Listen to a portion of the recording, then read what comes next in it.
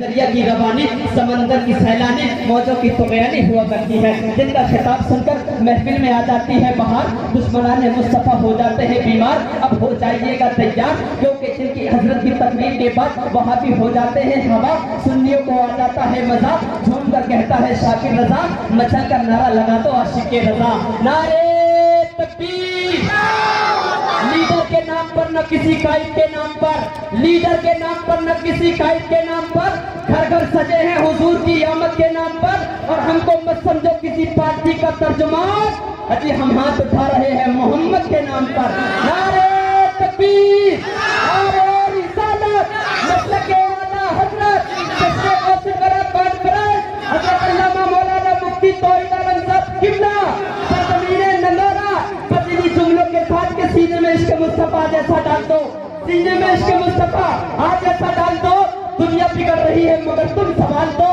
اور آج روکے گا نہ کوئی مفتی توحید رضا آپ کو، ذکر نبی میں تمہاری صورت نکال دو۔ کیا بات ہے، سبحان اللہ۔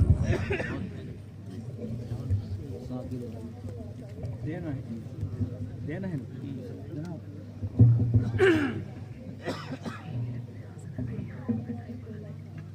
السلام علیکم ورحمۃ اللہ وبرکاتہ۔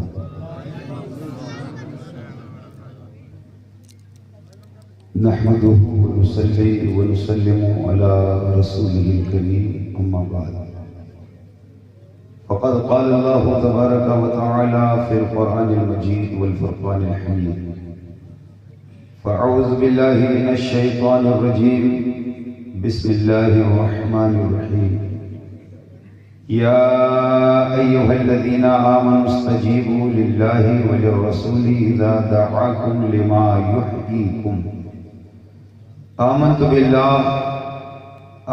بالله صدق الله مولانا العظيم، وبلغنا رسوله النبي الأمي الكريم، ونحن على ذلك لمن الشاهدين والشاكرين، والحمد لله رب العالمين۔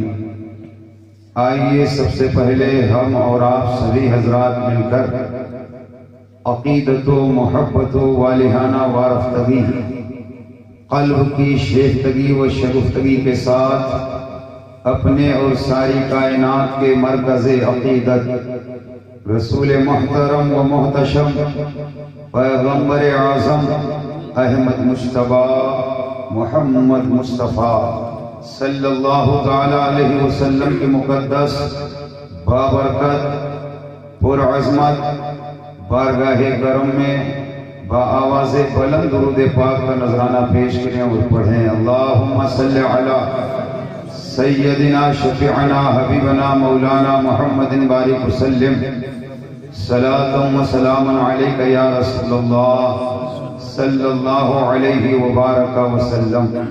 سب سے پہلے دل کی اتھا گہرائیوں سے مبارکباد اس بستی کے سبھی سنی زندہ دل مسلمانوں کو، جنہوں نے آج کا یہ پاکیزہ اجلاس جس میں ہم اور آپ شریک سعادت ہیں اس کو منعقد کیا، اللہ تعالی اپنی بارگاہ میں اس جلسے کو قبول فرمائے۔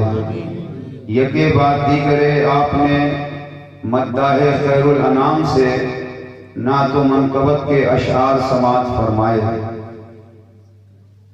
پڑھنے والے پڑھتے رہے اور آپ حضرات سنتے رہے۔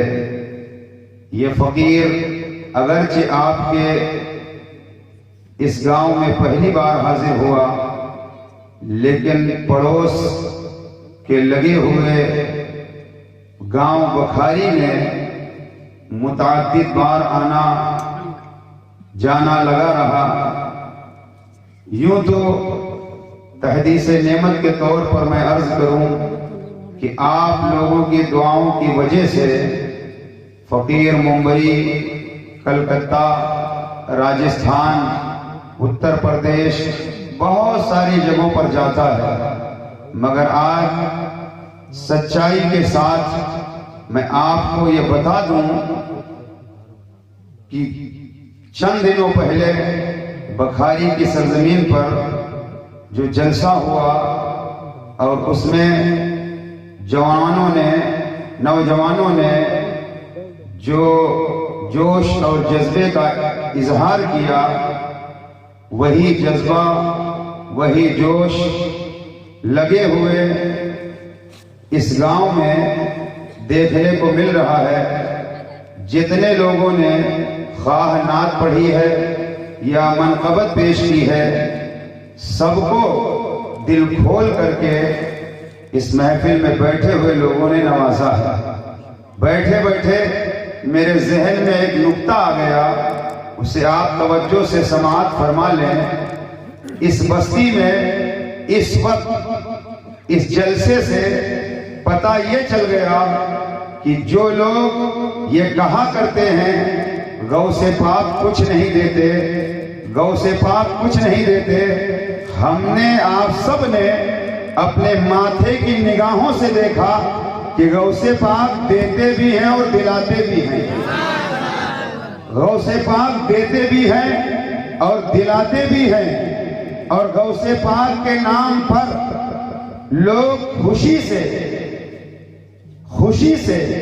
अपने जेब से, अपनी हलाल कमाई से गौसे पाक की मोहब्बत के नाम पर लोग अपनी दौलत लुटा रहे हैं और ये बता रहे हैं कि गौसे पाक जिनका दामन हमारे हाथों में है, गौसे पाक ने हमें दिया है और हम गौस का नाम जो ले रहे हैं उन्हें दे रहे हैं। जो गौसे पाक का नाम ले रहे हैं हम उन्हें दे रहे हैं। एक तो बात ये साबित हुई कि गौसे पाक देते भी हैं और दिलाते भी हैं। दूसरी बात ये, शाम ढले से बाद ईशा तक कितने लोगों ने खाना तनाउल फरमाया, आप अच्छी तरह से जानते हैं। आपने देखा कि लोगों ने गौसे पाक का लंगर खाया और सिर्फ आपके नंदौरा और बखारी में नहीं, मैंने किताबों में पढ़ा है कि गौसे पाक का जहां मज़ार है बगदाद शरीफ में रोजाना लंगर चलता है और हजारों लोग रोजाना गौसे पाक के नाम पर खाते हैं। ये तो बगदाद की बात है। दुनिया के हिस्से में, दुनिया के कोने कोने में गौसे पाक के मानने वाले जहां जहां रहते हैं वो गौसे पाक के नाम पर खाते भी हैं और खिलाते भी हैं। मुफ्ती आजम की ज़बान में जभी तो दीवाना बोल उठा, खाते हैं तेरे दर का, पीते हैं तेरे दर का, या रसूल अल्लाह, खाते हैं तेरे दर का, पीते हैं तेरे दर का। पानी है तेरा पानी, दाना है तेरा दाना, पानी है तेरा पानी, दाना है तेरा दाना। गौसे पाक के आशिकों ने, गौसे पाक के चाहने वालों ने लंगर करके और नजराने पेश करके ये बता दिया कि अभी तो हम गौस के नाम पर नजराने दे रहे हैं, गौस के नाम पर खाना खिला रहे हैं। और वो वक्त भी आएगा कि अगर गौस के नाम पर या गौसे आजम की शान में कोई गुस्ताखी करेगा तो जिन हाथों से हम गौस के नाम पर पैसे लुटा रहे हैं उसी गौस के नाम पर हम गर्दनें कटा देंगे। उसी गौस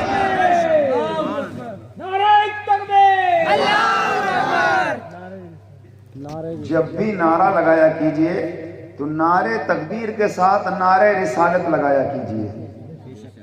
और महफिल गौसे पाक की है तो गौसे पाक के नाम का भी नारा लगना चाहिए।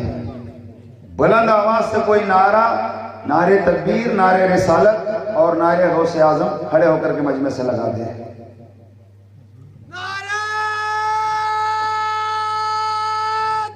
अल्लाहू अकबर।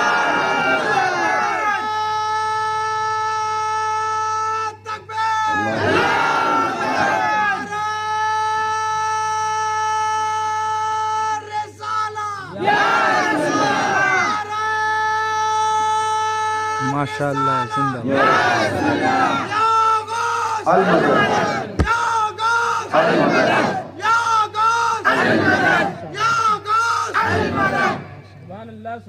दो बातें आपने इतने मुख्तसर वक्त में सुन लिया कि गौसे पाक देते भी हैं, دلاتے بھی ہیں، غوث پاک کھلاتے بھی ہیں۔ اب تیسری بات، صرف اس محلے کے لوگ اس پنڈال میں نہیں ہیں، قرب و جوار سے آئے ہیں، دور و دراز سے آئے ہیں۔ تو آج اس پنڈال میں غوث پاک نے اپنے ماننے والوں کو ایک پنڈال میں جمع کر کے یہ بتا دیا ہے کہ غوث پاک رضی اللہ تعالیٰ عنہ کے ماننے والے، وہ خواہ بخاری کے ہوں، نندورہ کے ہوں، آس پاس گاؤں کے ہوں، غوث پاک کے نام پر جس طرح آج ایک پنڈال میں جمع ہو سکتے ہیں، ایسے ہی جب جب ضرورت پڑے گی تو غوث کے نام پر ہم یہ نہ دیکھیں گے کہ بخاری کے ہیں، ہم یہ نہ دیکھیں گے کہ یہ نندورہ کے ہیں، ہم یہ نہ دیکھیں گے کہ یہ کسی اور گاؤں کے ہیں، ایک ہی ساتھ میں کھڑے ہو گئے محمود و عیاض، نہ کوئی بندہ رہا نہ کوئی بندہ رہا۔ سبحان اللہ، سبحان اللہ، ماشاء اللہ۔ جب ضرورت پڑے تب غوث پاک کے نام پر، رسول پاک کے نام پر جمع ہو جاؤ اور آپس کی خدورتیں، نفرتیں دلوں سے نکال دو، اس لیے کہ اولیاء کرام کی محفلیں نفرتیں نہیں سکھاتی ہیں۔ ہندوستان کے سرزمین پر تمام مزارات یہ پیغام دے رہے ہیں، خواہ وہ اجمیر شریف ہو کہ چھوچا شریف ہو، بریلی شریف ہو، مہریرہ شریف ہو، تاج الدین اولیاء کا آستانہ ہو، تمام آستانے یہ بتا رہے ہیں کہ اس آستانے پر خالی مسلمان نہیں جاتا، اجمیر غیر مسلم بھی جاتا ہے، سکھ بھی جاتا ہے، پنجابی بھی جاتا ہے، تمام دھرم اور مذہب کے ماننے والے بزرگوں کے آستانے پر جا کر کے یہ بتا رہے ہیں، اولیاء کے آستانے سے نفرتیں نہیں بانٹی جاتی ہیں، محبتیں بانٹی جاتی ہیں، پیار بانٹا جاتا ہے، عشق تقسیم ہوتا ہے۔ اس لیے اولیاء کے آستانے یہ بتا رہے ہیں کہ اولیاء کے مزارات کی شان یہ ہے۔ ایک جملہ دے رہا ہوں، جس طرح آسمان کی زینت تاروں سے ہے، ایسے ہی زمین پر زمین کی زینت اولیاء کے مزاروں سے ہے۔ بے شک، سبحان اللہ۔ اولیاء کرام کے آستانے پر ہر دھرم کے لوگ جا رہے ہیں، اور جا کر کے ہر دھرم کے لوگ جا کر کے اجمیر ہو، بریلی شریف ہو، جا کر کے وہ واپس آتے ہیں اور یہ پیغام ملتا ہے کہ مذہب اسلام اور اسلام کے ماننے والے اور جو بزرگان دین ہیں ان کی بارگاہ سے پیار تقسیم ہوتا ہے، محبتیں بڑھتی ہیں۔ جب غوث پاک کا لنگر ہوتا ہے تب ہم صرف محلے کے لوگوں کو نہیں کھلاتے، دوستوں کو نہیں کھلاتے، بلکہ گلی سے گزرنے والا وہ کسی بھی مذہب کا ہو، جب لنگر چلتا ہے تو غوث کے نام پر لوگ لنگر کھاتے ہیں۔ گویا لنگر سے بھی پتا چلتا ہے کہ غوث کا لنگر صرف پڑوسی نہیں کھائے گا، میرے غوث جسے چاہتے ہیں اسی کو اپنا لنگر کھلاتے ہیں۔ اس لیے کہ کچھ لوگ کہتے ہیں کہ ہم فاتحہ کا نہیں کھاتے، کوئی جھگڑا نہیں، مت کھاؤ، مگر ایک آئینہ ان کو دکھا دو۔ کتابوں میں ہے، حدیث شریف میں ہے کہ جس کھانے پر بسم اللہ شریف پڑھ دیا جائے، جس کھانے پر بسم اللہ الرحمن الرحیم پڑھ دیا جائے وہ کھانا شیطان نہیں کھاتا۔ پتہ چلا بسم اللہ شریف پڑھی جائے تو کھانا شیطان نہیں کھاتا۔ تو جس کھانے پر سورہ فاتحہ پڑھی جائے، جس کھانے پر سورہ اخلاص پڑھی جائے، جس کھانے پر سورہ فلق پڑھی جائے، جس کھانے پر سورہ ناس پڑھی جائے، جس کھانے پر سورہ فاتحہ پڑھی جائے، جس کھانے پر سورہ البقرہ شریف پڑھی جائے، جس کھانے پر درود شریف پڑھا جائے، اگر کوئی نہ کھائے تو سمجھ جانا کون نہیں کھا رہا ہے، نہ کھائے تو سمجھ جانا کون نہیں کھا رہا ہے۔ اور میں تو کہتا یہ منہ اور مسور کی دال کھاتے ہیں تیرے در کا، پیتے ہیں تیرے در کا، پانی ہے تیرا پانی، دانا ہے تیرا دانا، غوث پاک جسے چاہتے ہیں اسی کو کھلاتے ہیں، سب کو نہیں کھلاتے ہیں۔ اور ایک بات سنو، یہی ہندوستان ہے، مہاراجہ رنجیت سنگھ کا دور حکومت، ایک نام کا مسلمان ولیوں کو نہیں مانتا تھا، پڑوس میں غیر مسلم رہتا تھا، اس غیر مسلم کی بیوی پر اسلام نہاد کا دل آ گیا. طاق میں رہتا تھا کم موقع ملے ہم لے کر فرار ہو جائیں. ایک دن وہ غیر مسلم اپنی بیوی کو لے کر کے آگے بڑھا تاکہ اس کے میکے پہنچا دے. اسلام نہاد مسلمان نے گھوڑے پر بیٹھ کر کے پیچھا کیا اور کچھ دور جانے کے بعد پڑوس میں رہنے والے وہ غیر مسلم سے کہا کہ آپ پیدل لے جا رہے ہو اپنی شریک زندگی کو میرے گھوڑے پر بٹھا دو, میں اس کے میکے پہنچا دوں گا. اس غیر مسلم کو شک ہو چکا تھا نیت پر اس کی. کہنے لگا کیا گارنٹی ہے کہ میری بیوی کو اس کے میکے پہنچا دو گے؟ تو اس نام نہاد مسلمان نے کہا اس جنگل میں بیابان میں کون سی گارنٹی دوں. تو غیر مسلم تھا مگر سچے مسلمانوں کی صحبت میں بیٹھتا تھا. اس غیر مسلم نے کہا جنگل میں اگر کوئی نہیں ہے تو مسلمان پیران پیر کو بہت مانتے ہیں, غوث اعظم دستگیر کو بہت مانتے ہیں, تم غوث اعظم کو ضامن بنا لو کہ میری بیوی کو میکے پہنچا دو گے. اس نام نہاد نے کہا میں ضمانت دیتا ہوں کہ تمہاری بیوی کو میکے پہنچا دوں گا. گھوڑے پر اس غیر مسلم کی بیوی کو بٹھایا اور فوراً چھپا ہوا خنجر نکالا اور اس کا سر تن سے جدا کر دیا. غیر مسلم کی لاش خاک و خون میں تڑپنے لگی.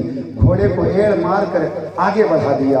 غیر مسلم کی بیوی مڑ کر پیچھے دیکھ رہی ہے, پلٹ کر پیچھے دیکھ رہی ہے. نام نہاد مسلمان کہہ رہا ہے تیرا شوہر آنے والا نہیں, میں نے اسے مار دیا ہے, اب مڑ کر کسے دیکھ رہی ہے؟ تو غیر مسلم کی بیوی نے کہا سنو میں تو پیرانے پیر کو دیکھ رہی ہوں, میں تو غوث اعظم کو دستگیر کو دیکھ رہی ہوں, میں تو 11ویں والے پیر کو ملاحظہ کر رہی ہوں. اس نے کہا وہ تو بغداد میں ہیں, جنگل میں کہاں آئیں گے؟ بغداد میں ہیں, جنگل میں کہاں آئیں گے؟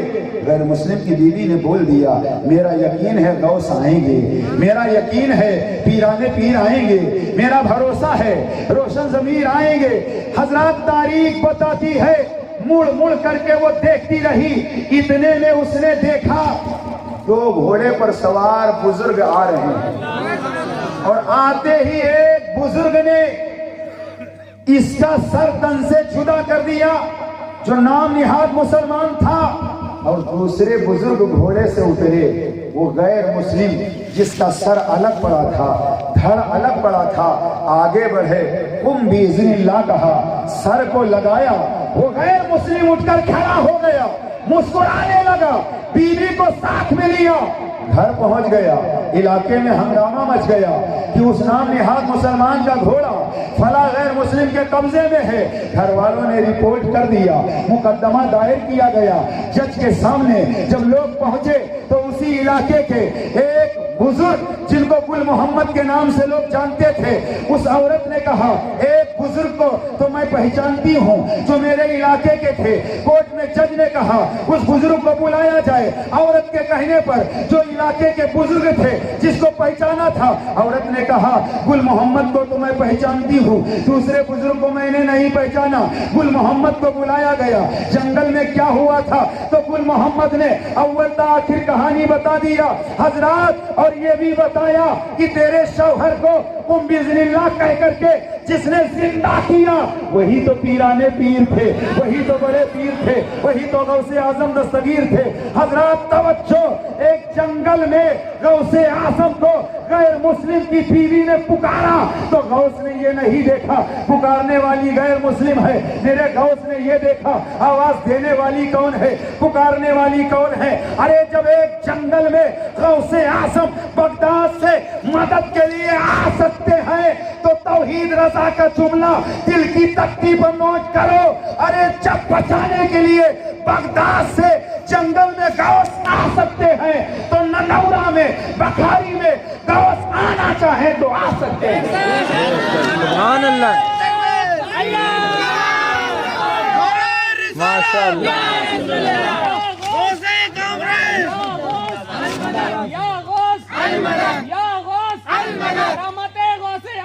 زندہ باد,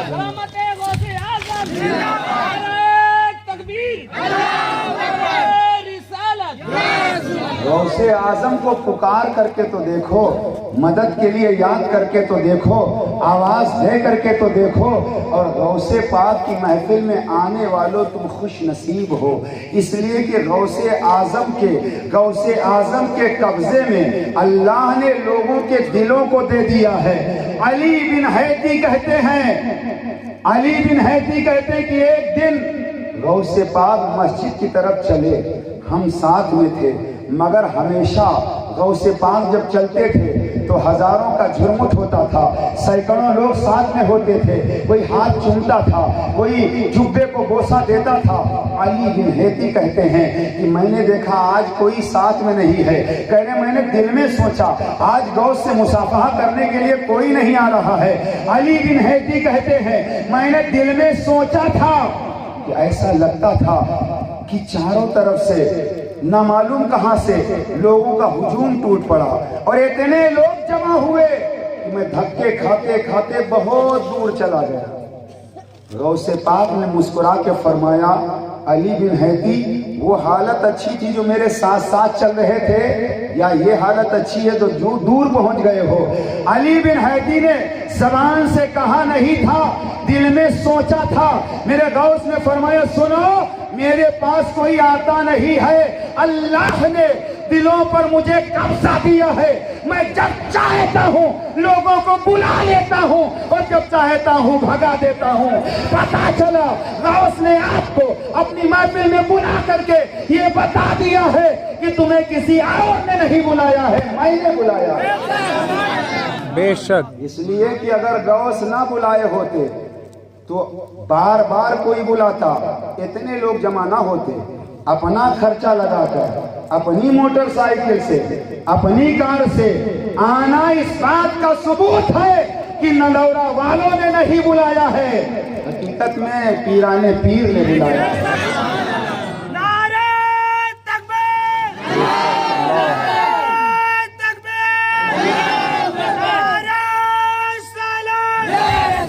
سبحان اللہ۔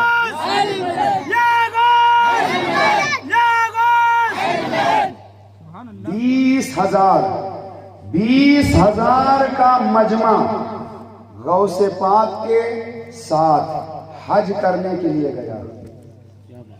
توجہ سے سنیے، میں آج زیادہ نہیں بولوں گا لیکن خاص باتیں بس میں سمیٹ رہا ہوں کیونکہ بہت تاخیر ہو چکی ہے۔ آپ توجہ سے یہ چند باتیں سن لو، جو باتیں میں آپ کو بتا رہا ہوں ان پر آپ عمل کریں، انشاءاللہ ایمان تازہ ہوگا۔ 20,000 کا مجمع اور 20,000 میں کوئی جاہل نہیں، سب عالم دین۔ 20,000 کا جھرمٹ غوث پاک کے ہمراہ حج کے لیے چلا۔ اگر محلے کا کوئی پرہیزگار امام چلے اجمیر شریف یا تاج الدین اولیاء کی بارگاہ میں تو محلے کے لوگ خوش ہوتے ہیں کہ ہمیں ان کا ساتھ مل رہا ہے جو پرہیزگار ہیں، جو ہمارے امام ہیں۔ غوث پاک کے ہمراہ 20,000 علماء کا جھرمٹ، کیسا وہ نورانی قافلہ رہا ہوگا، کیسی مقدس جماعت رہی ہوگی۔ جب یہ قافلہ مکۃ المکرمہ پہنچا تو اس وقت مکۃ المکرمہ کے سب سے بڑے مفتی، جن کو مفتی اعظم کہا جاتا تھا، انہوں نے دیکھا غوث پاک کو پہچانتے نہیں تھے۔ 20,000 کا مجمع، آگے غوث پاک، اور بہت قیمتی جبہ میرے غوث پہنتے تھے، قیمتی سے قیمتی لباس پہنتے تھے، امامہ شریف سر پہ ہے۔ 20,000 علماء کرام پیچھے۔ غوث پاک کی جب یہ شان دیکھی تو مفتی اعظم جانتے نہیں تھے کہ یہ غوث پاک ہیں۔ انہوں نے قریب آ کر کے کہا من انتا، تو کون ہے؟ میرے غوث سے کہا من انتا، تو کون ہے؟ غوث پاک نے فرمایا انا عبد القادر جیلانی، میں عبد القادر ہوں، جیلان سے آیا ہوں۔ تو کبھی کچھ لوگوں کو علم کا غرور ہوتا ہے۔ مکۃ المکرمہ کے مفتی اعظم، انہوں نے دیکھا امامہ سر پہ سجا ہے، جبہ ہے، تو کہنے لگے لگتا ہے کہ آپ عالم دین ہیں۔ غوث پاک نے فرمایا الحمدللہ میں عالم دین ہوں۔ تو مفتی اعظم نے کہا پھر آئیے کچھ مسئلے پر گفتگو ہو جائے، کچھ گفتگو ہو جائے۔ کیونکہ تا مرد سخنہ گفتہ باشد اے وہ ہنش نہفتہ باشد.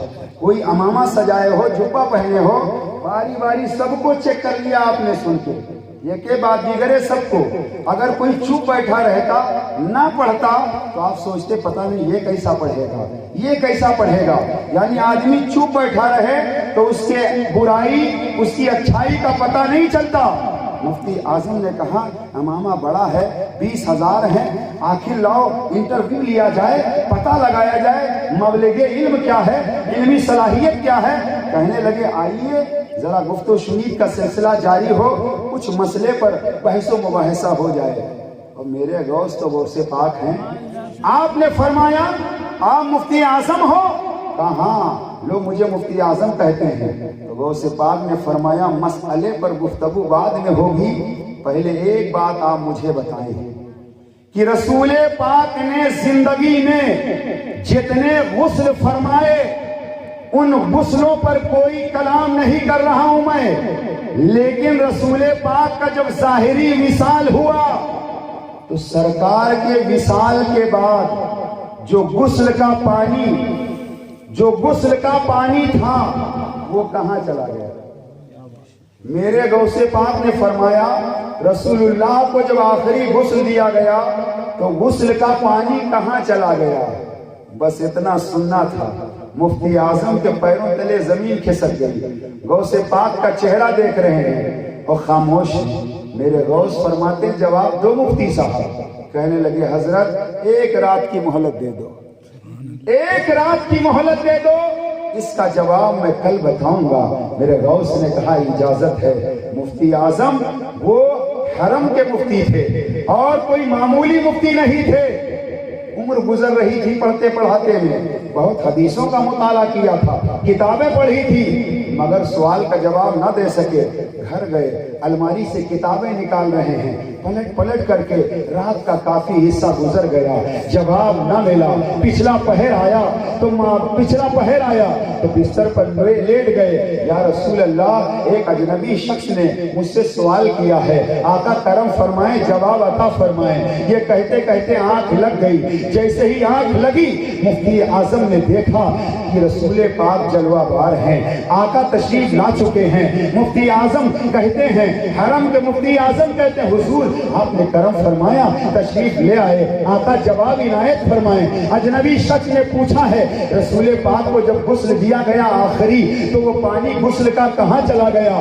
میرے آقا کے چہرے پر, میرے آقا کے چہرے سے اتنا نور نکل رہا تھا, اتنا نور نکل رہا تھا کہ ہر طرف روشنی ہی روشنی تھی. اعلیٰ حضرت نے جبھی تو کہا چمک تجھ سے پاتے ہیں سب پانے والے, میرا دل بھی چمکا دے, چمکانے والے برستا نہیں, دیکھ کر اپنے رحمت پدوں پر بھی برسا دے, برسانے والے. رسول پاک فرماتے ہیں جواب میں نہیں دوں گا, میرے ساتھ جو شخص کھڑا ہے جواب یہ دے گا. حرم کے مفتی اعظم نے دیکھا رسول پاک کے قریب میں ایک شخص کھڑا ہے, لباس عمدہ ہے مگر روشنی کی وجہ سے چہرہ صاف سمجھ میں نہیں آ رہا ہے. رسول پاک نے فرمایا یہی مرد تمہارے سوال کا جواب دے گا. تو وہ مفتی اعظم مکہ کے کہتے ہیں اے نوجوان میں تجھے نہیں جانتا تو کون ہے, مگر میرے آقا نے کہا ہے جواب آپ دیں گے. تو آپ جواب دیں کہ سرکار کا وہ غسل کا پانی جو وصال کے وقت دیا گیا غسل و پانی کہاں گیا؟ اس مرد نے جواب دیا سنو, رسول پاک کو جب غسل دیا گیا تو وہ پانی زمین پر گرنے نہیں دیا گیا, اللہ نے اس پانی کو اٹھا لیا, اور پانی کو اٹھانے کے بعد اللہ نے بادل میں اس پانی کو تبدیل کر دیا, اور اللہ نے بادل کو حکم دیا زمین پر قیامت تک جہاں جہاں مسجدیں بننی تھی بادل وہی برس گیا, بادل وہی برس گیا. تو جہاں جہاں غسل کا وہ قطرہ بادل کی صورت میں برسا وہاں مسجد بنی ہے, اور جہاں وہ قطرہ گرا ہے قیامت سے پہلے اس جگہ مسجد ضرور بنے گی. ندورہ میں مسجد بنی ہے تو خوش نصیب ہو, اس کا مطلب غسل کے پانی کا قطرہ یہاں گرا ہے. بخاری میں مسجد بنی ہے تو اس کا مطلب وہ قطرہ وہاں گرا ہے. حضرات یہ جب جواب سنا تو سن کر کے مطمئن ہوئے، آنکھ کھل گئی، آنکھ کھلی، سیدھے حرم میں تشریف لائے، غوث پاک کو تلاش کیا، ملاقات ہوئی، مگر آج میرے غوث پوچھ نہیں رہے ہیں، سوال نہیں کر رہے ہیں۔ گفت و شنید کا سلسلہ جاری، اور مفتی اعظم بار بار چاہ رہے ہیں کہ غوث پاک پوچھیں، کیونکہ اب تو جواب معلوم ہو چکا ہے، اور جب کسی کو جواب معلوم رہتا تو خود بدی رہتی ہے، کوئی پوچھے نہ پوچھے خود ہی بتانے کے لیے آدمی تیار رہتا ہے۔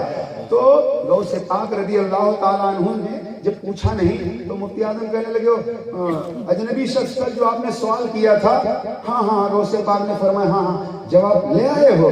کہا ہاں جواب لے آیا ہوں۔ کہا کیا ہے جواب؟ کہا سنو، جواب یہ ہے کہ رسول پاک کے وصال کے موقع پر جو غسل لیا گیا وہ پانی اٹھا لیا گیا اور بادل کی صورت میں تبدیل کر دیا گیا، جہاں جہاں بادل کا قطرہ گرا وہاں وہاں مسجد بنی ہے، اور قیامت تک جہاں گرا ہے نہیں بنی وہاں مسجد بنے گی۔ تو غوث پاک نے فرمایا کس کتاب میں پڑھے ہو؟ یہ جو بتا رہے ہو کس کتاب میں پڑھے ہو، حوالہ کیا ہے؟ تو کہنے لگے کہ رات میں اللہ کے رسول صلی اللہ علیہ وسلم تشریف لائے تھے، آقا نے بتایا ہے؟ کہا نہیں، آقا نے نہیں بتایا ہے۔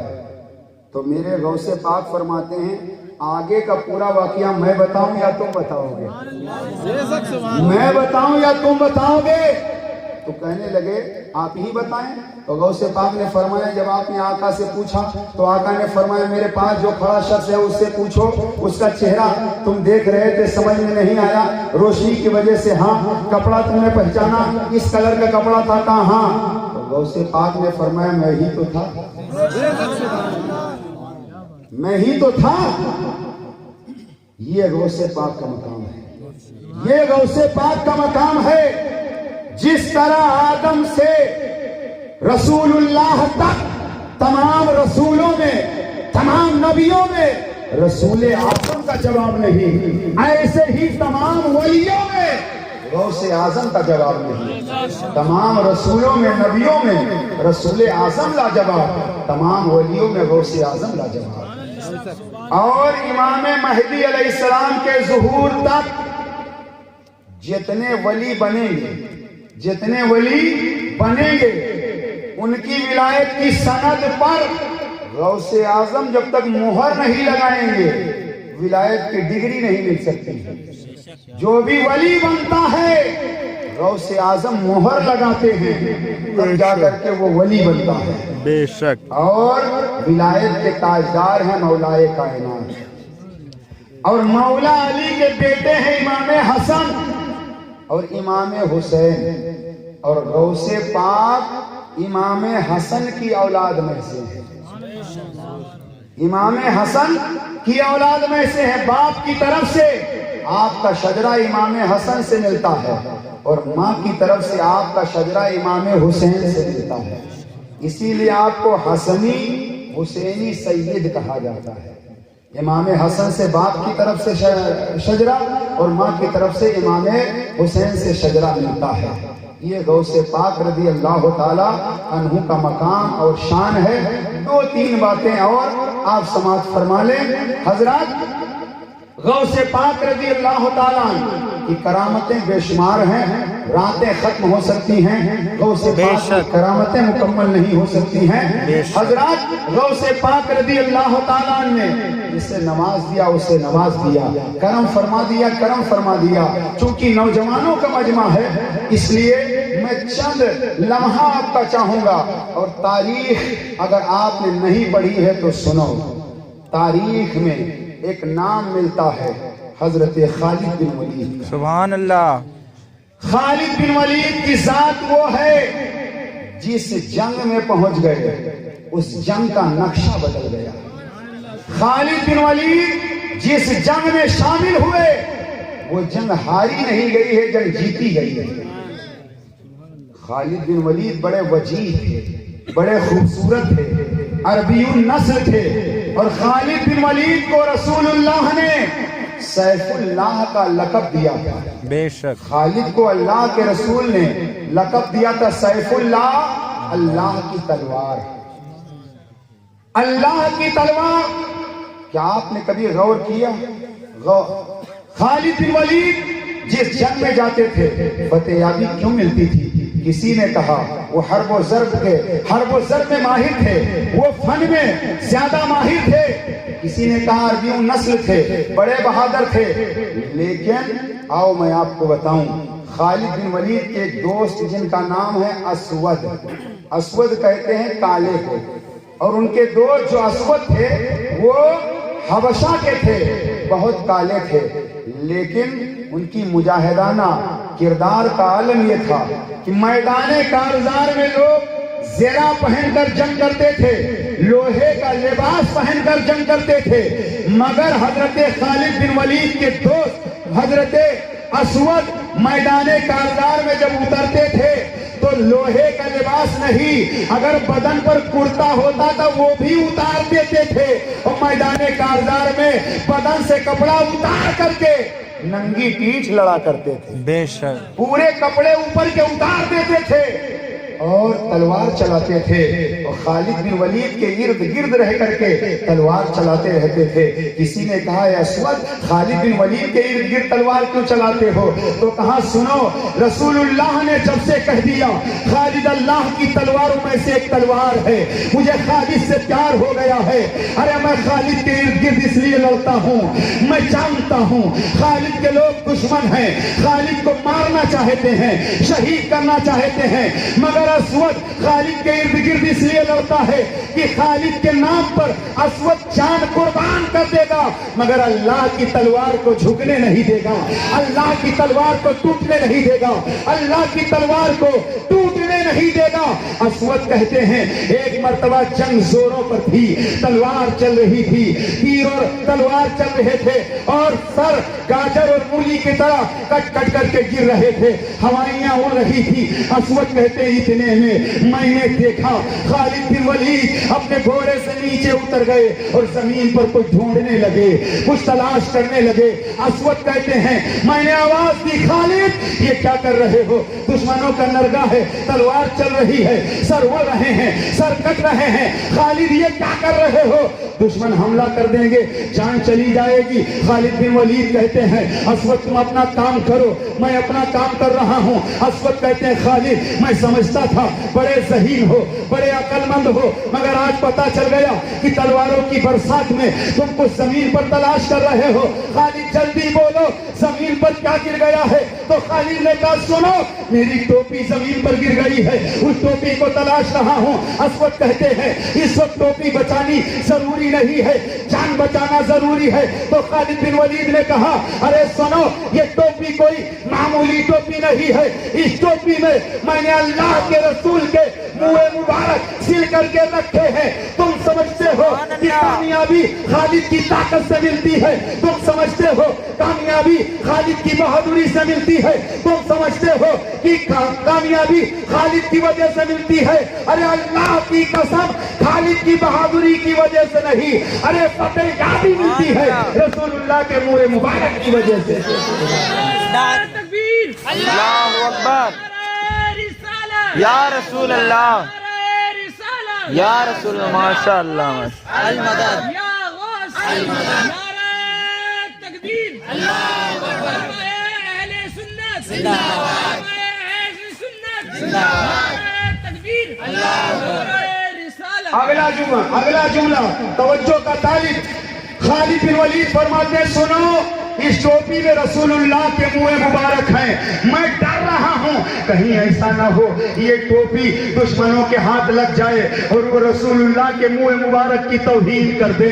ارے خالد جان تو دے سکتا ہے لیکن نبی کے منہ مبارک کی توہین برداشت نہیں کر سکتا ہے۔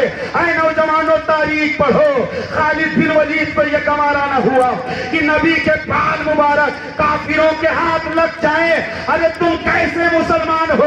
نبی کی شان میں لوگ گستاخی کریں تم خاموش رہو، نبی کو لوگ گالیاں دیں تم چپ رہو، ارے نبی کو لوگ برا بھلا کہیں تم خاموش رہو۔ یہ خاموش مزاجی تمہیں جینے نہیں دے گی، یہ خاموش مزاجی تمہیں جینے نہیں دے گی۔ جینا ہے اس دور میں تو کوہرام مچا دے۔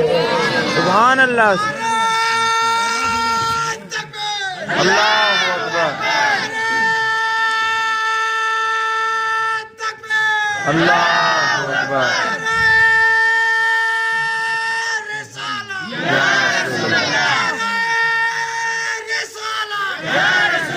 کرکٹ کا میدان دیکھنے والا میدان کارزار کو کیا سمجھے گا؟ اے نوجوانوں، کرکٹ کے میدان کو تم دیکھتے ہو، کاش خالد بن ولید کی تاریخ بھی پڑھ لیتے۔ آج تو حال یہ ہے کہ جب میچ ہوتا ہے تو ہزاروں لاکھوں روپیہ بلکہ کروڑوں روپیہ سٹے کے نام پر لوگ قربان کر دیتے ہیں، اور سٹا لگا کر کے کوئی کہتا ہے یہ جیتے گا، کوئی کہتا ہے وہ جیتے گا، مگر اس کا الٹا ہوتا ہے۔ کبھی وہ چوکے سے ماری جاتی ہے، کبھی چھکے سے ماری جاتی ہے۔ چوکے اور چھکے سے یہ مارے جا رہے ہیں اور مارے جاتے رہیں گے، مگر اللہ کی قسم کوئی جنگ سے پہلے یہ نہیں کہہ سکتا ہے کہ یہ جیتے گا وہ جیتے گا۔ لوگ تخمینہ اندازہ لگاتے ہیں، مگر آؤ اپنے رسول کی سیرت دیکھو۔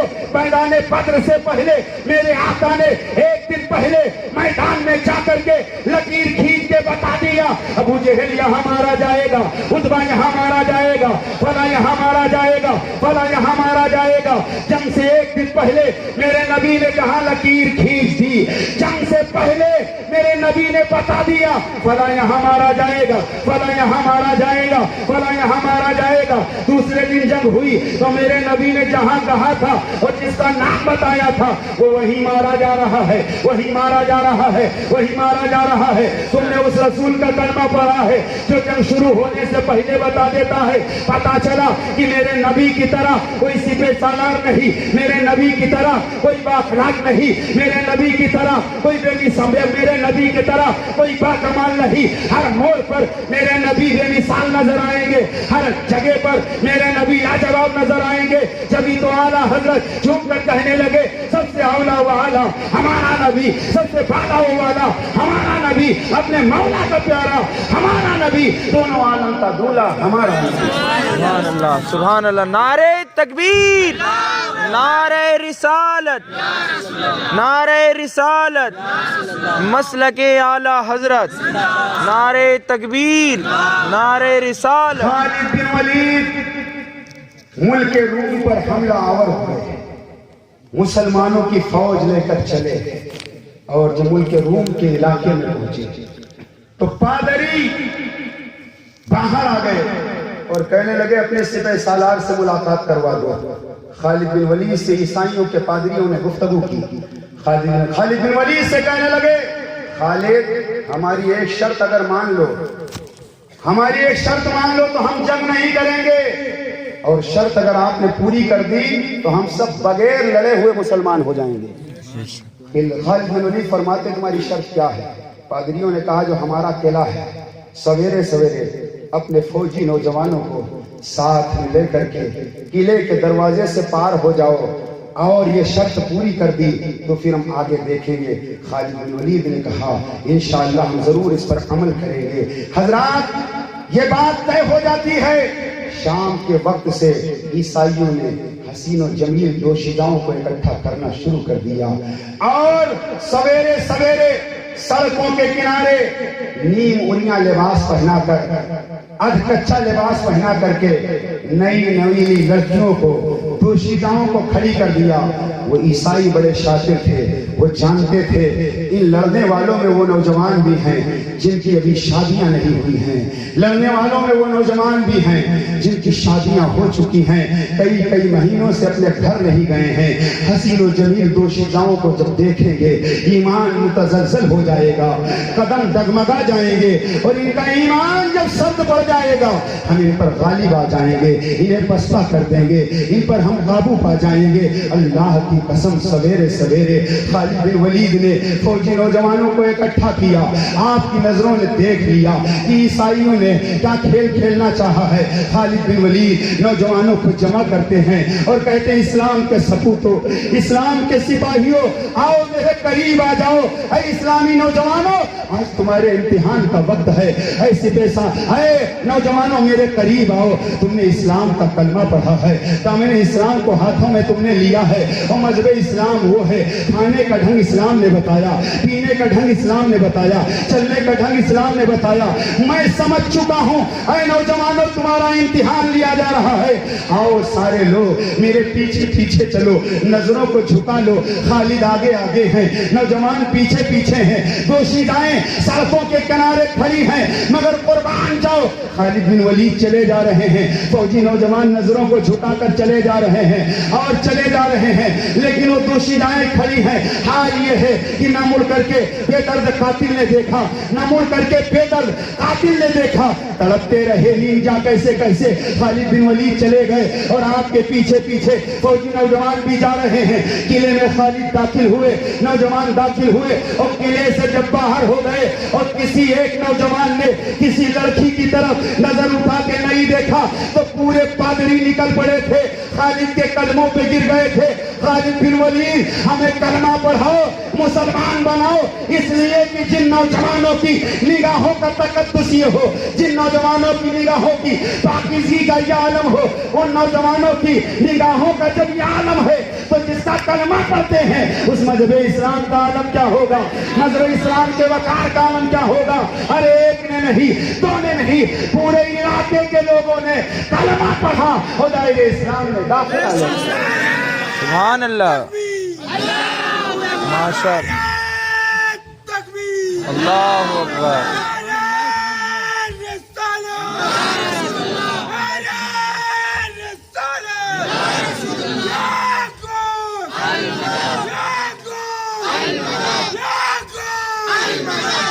जब मुसलमान नजरों को झुका कर चलते थे, जब नौजवान निगाहों का तकद्दुस पाक रखते थे, तब हाल क्या था। अरे इसी भारत में गरीब नवाज जब चले तो चलना देख करके लोगों ने कलमा पढ़ा, उठना देख कर लोगों ने कलमा पढ़ा, नमाज का अंदाज देख करके कलमा पढ़ा। पता चला अजमेर में जिस तरह गरीब नवाज चले थे, दिल्ली में जिस तरह निजामुद्दीन औलिया चले थे, पिछौछा में जिस तरह मखदूम पाक चले थे, काश हिंदुस्तान का मुसलमान अगर बुजुर्गों की तारीख की रोशनी में चले तो आज भी लोग कलमा पढ़ने पर मजबूर हो जाएंगे। आज भी, इसलिए कि मुसलमान जब चलता है तो उसके चलने का अंदाज ये होता है कि जिस तरह मक्के में आमिना के लाल चले, जिस तरह मदीने में आमिना के लाल चले, उसी तरह भारत में जब गरीब नवाज चले, निजामुद्दीन औलिया चले, साबिर पाक चले, मखदूम पाक चले, निजामुद्दीन औलिया चले, आला हजरत चले, मुफ्ती आजम चले, ताजु शरिया चले, हुज्जतुल इस्लाम चले, ताजुद्दीन औलिया चले, तो इन औलिया का एहसान है जिधर चले लोगों को झुकाते चले गए, कलमा पढ़ाते चले गए, कलमा पढ़ाते चले गए। ऐ नौजवानों, जरूरत इस बात की है कि अपनी निगाहों को पाको साफ रखो, अपनी ज़बान को पाको साफ रखो।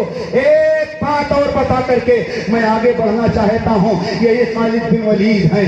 एक मकाम पर जब जाने की बात आई, कहा दुश्मन की तादाद कितनी है, बताया गया 4000 दुश्मन है। खालिद बिन वलीद ने लोगों को जमा किया, अपने अपने तासुरात पेश करो। 4000 के मुकाबले में कितने मुसलमान जाना चाहिए। एक साहब खड़े हुए, कहने लगे 4000 के मुकाबले में 400 जाना चाहिए। खालिद फरमाते बैठ जा। दूसरा खड़ा हो, दूसरा खड़ा हुआ। खालिद बिन वलीद फरमाते हैं कितने लोगों को जाना चाहिए। उसने कहा 40 मुसलमान जाना चाहिए। खालिद फरमाते तू भी बैठ जा। खालिद फरमाते तू भी बैठ जा। 4000 के मुकाबले में कितने लोगों को जाना चाहिए।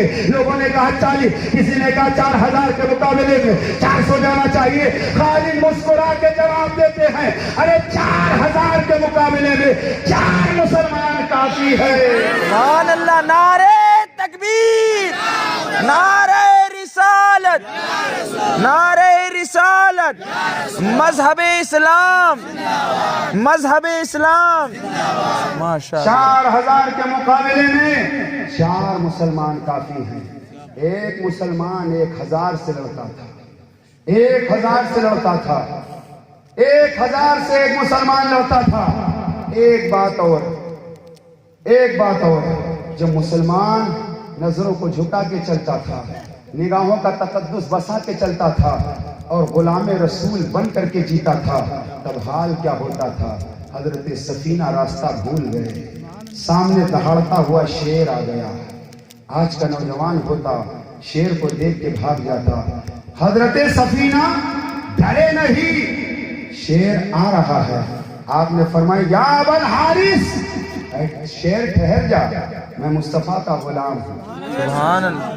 شیر ٹھہر جا، مصطفیٰ کا غلام ہوں. اتنا سننا تھا. شیر دم ہلانا شروع کرتا ہے، بلکہ کتابوں میں تو یہاں تک ملتا ہے حضرت سفینہ کے ساتھ چلتا ہوا لشکر تک پہنچا دیتا ہے. یہاں پر روک کر کے ایک بات عرض کر دوں. حضرت سفینہ کا عقیدہ دیکھو صحابی رسول کا. آج لوگ کہتے ہیں مصیبت کے وقت خدا کو پکارنا چاہیے. حضرت سفینہ کے سامنے شیر، آپ نے یہ کیوں نہیں کہا اے شیر ٹھہر جا، میں اللہ کا بندہ ہوں. کتابوں میں لکھا اگر یہ کہتا تو شیر انہیں پھاڑ ڈالتا، کیونکہ میں اللہ کا بندہ ہوں تو شیر کہتا ہے اللہ کی مخلوق. انہوں نے کہا میں رسول کا غلام ہوں. پتا چلا رسول کے غلام کا شیر بھی احترام کرتا ہے، رسول کے غلام کا جنگل کا جانور بھی احترام کرتا ہے. رسول کا جو غلام ہوتا ہے وہ زمانے کا امام ہوتا ہے. مگر آج لوگوں نے رسول کی اطاعت، رسول کی پیروی چھوڑ دیا ہے اور پیچھے کس کے چلتے ہیں؟ کوئی سنتری کے پیچھے چلتا ہے، کوئی منتری کے پیچھے چلتا ہے، کوئی دنیا دار کے پیچھے چلتا ہے. لیکن آج جب کوئی سنتری کے پیچھے چلتا ہے، کوئی منتری کے پیچھے چلتا ہے، کوئی دنیا دار کے پیچھے چلتا ہے تو دیکھنے والے کہتے ہیں وہ دیکھو منتری کا چمچا جا رہا ہے، وہ دیکھو سنتری کا چمچا جا رہا ہے، وہ دیکھو دنیا دار کا چمچا جا رہا ہے. ارے آج جب کوئی دنیا دار کے پیچھے چلتا ہے تو لوگ چمچے کا خطاب دیتے ہیں. مگر اللہ کی قسم جب ابو بکر نبی کے پیچھے چلے تو لوگوں نے کہا صدیق اکبر جا رہے ہیں. جب فاروق اعظم نبی کے پیچھے چلے تو لوگوں نے کہا فاروق اعظم جا رہے ہیں. جب عثمان نبی کے پیچھے چلے لوگوں نے کہا ذوالنورین جا رہے ہیں. جب نبی کے پیچھے علی چلے لوگوں نے کہا شجاعت کے پیکر جا رہے ہیں. جب بلال چلے لوگوں نے کہا زمانے کے ہلال جا رہے ہیں. ارے دنیا دار کے پیچھے چلو گے چمچے کا خطاب دیا جائے گا، مگر نبی کے پیچھے چلو گے تو لوگ دیکھیں گے تو چمچا نہیں کہیں گے بلکہ یہ کہیں گے وہ دیکھو غلام رسول جا رہا ہے، وہ دیکھو عاشق رسول جا رہا ہے، وہ دیکھو وفادار رسول جا رہا ہے، وہ دیکھو نبی کا فرزانہ جا رہا ہے، وہ دیکھو نبی کا دیوانہ جا رہا ہے، وہ دیکھو نبی کا مستانہ جا رہا ہے. اور جو نبی کا مستانہ ہو جائے، جو نبی کا دیوانہ ہو جائے، جو نبی کا عاشق ہو جائے، جو نبی کا چاہنے والا ہو جائے، اسی کو تو غوث اعظم کہا جاتا ہے، اسی کو غریب نواز کہا جاتا ہے، اسی کو اعلیٰ حضرت کہا جاتا ہے، اسی کو مخدوم سمنا کہا جاتا ہے، اسی کو تاج الشریعہ کہا جاتا ہے. جو پیارے نبی کا وفادار ہوگا وہی باغ جنت کا حقدار ہوگا. سبحان اللہ. بے شک جو پیارے نبی کا وفادار ہوگا وہی باغ جنت کا حقدار ہوگا. غوث پاک رضی اللہ تعالیٰ عنہ کی بارگاہ میں آخری بات ہے، بس یہ قیمتی باتیں میں دہرانے کا عادی نہیں ہوں. بہت سارے لوگوں نے کل رات میں میرا بیان سنا، اس سے پہلے میں نے بیان کیا اور اس سے پہلے یہاں کر کے، لیکن انہی باتوں کو میں دہرانے کا عادی نہیں. جن لوگوں نے رات میں سنا ہے ہمارے شاکر بھائی اور لوگ تھے، ایک بات بھی میں نے ریپیٹ نہیں کیا ہے رات کی، اور پوری باتیں میں آپ کو وہ بتا رہا ہوں جو آپ کو اس سے پہلے میں نے نہیں بتائی ہیں. حضرات سنیے اور توجہ دیجئے. میں آپ کو بتانے یہ لگا تھا کہ حضرت سلطان صلاح الدین ایوبی، آپ کا نام سن کر کے باطل کے ایوانوں میں زلزلہ آ جاتا ہے. اور سلطان صلاح الدین ایوبی عاشق کس کے تھے؟ شاگرد کس کے تھے؟ دیوانے کس کے تھے؟ صلاح الدین ایوبی کی عمر 10 سال. آپ کے والد نجم الدین ایوب غوث پاک کی بارگاہ میں حاضر ہے اور 10 سال کی عمر میں صلاح الدین ایوبی کو پیش کیا غوث پاک کی خدمت میں. حضور اس بچے کے لیے دعا فرما دیں، اس بچے کے لیے دعا فرما دیں. میرے غوث پاک نے 10 سال کی عمر صلاح الدین ایوبی کی دعا کے لیے ہاتھ اٹھایا، دعا فرمائی اور اپنا لعاب دہن صلاح الدین ایوبی کے منہ میں ڈال دیا. سبحان اللہ. تو ہوا کیا؟ صلاح الدین ایوبی آپ نے عیسائیوں کے نرگے میں دھوم مچا دی اور عمر فاروق اعظم کے بعد قبلہ اول کو کسی نے آزاد کرایا ہے وہ صلاح الدین ایوبی کی ذات ہے. اور میں کہتا ہوں یہ صلاح الدین ایوبی کا کمال نہیں، یہ میرے غوث کے لعاب پاک کا کمال ہے، یہ غوث کی دعا کا کمال ہے. کیونکہ غوث پاک کا لعاب کوئی معمولی لعاب نہیں ہے، غوث پاک کے منہ میں رسول پاک نے 7 مرتبہ لعاب دہن ڈالا، بے شک خواب میں آ کر کے 7 مرتبہ، اور علی مرتضیٰ نے 6 مرتبہ لعاب دہن ڈالا۔ 7 مرتبہ رسول پاک نے، 6 مرتبہ علی پاک نے۔ تو غوث پاک نے کہا علی مرتضیٰ سے، حضور آقا نے 7 مرتبہ، آپ نے 6 مرتبہ، ایسا کیوں؟ کہا تاکہ برابری نہ ہونے پائے۔ اور حدیث کی روشنی میں نبی نے فرمایا انا مدینۃ العلم وعلی بابها، میں علم کا شہر ہوں، علی اس کے دروازہ ہیں۔ گویا 7 مرتبہ نبی نے غوث کے منہ میں لعاب دہن ڈال کر کے علم کا سمندر موجزن کر دیا، اور 6 مرتبہ علی نے لعاب پاک ڈال کر کے دروازہ کھول دیا، سبحان اللہ، بے شک علم کا دروازہ کھول دیا۔ وہ رسول پاک کے لعاب کی برکت، علی مرتضیٰ کے لعاب کی برکت، غوث پاک کے منہ میں اور غوث پاک کے منہ کے لعاب پاک کی برکت صلاح الدین ایوبی میں۔ صلاح الدین ایوبی کا نام سن کر کے لوگ ٹہل جاتے ہیں۔ اے مسلمانوں، اپنی تاریخ پڑھو اور جانو ہمارے بزرگوں کا آج تو حال یہ ہے کہ لوگ اپنی تاریخ پڑھتے نہیں، سمجھتے نہیں، غور نہیں کرتے۔ غوث پاک رضی اللہ تعالیٰ عنہ کی محبت میں اللہ ہم کو سب کو جلائے، ولیوں کی محبت میں اٹھائے۔ یہ محفل نور زندہ باد، پائندہ باد، وما علینا الا البلاغ۔ السلام علیکم۔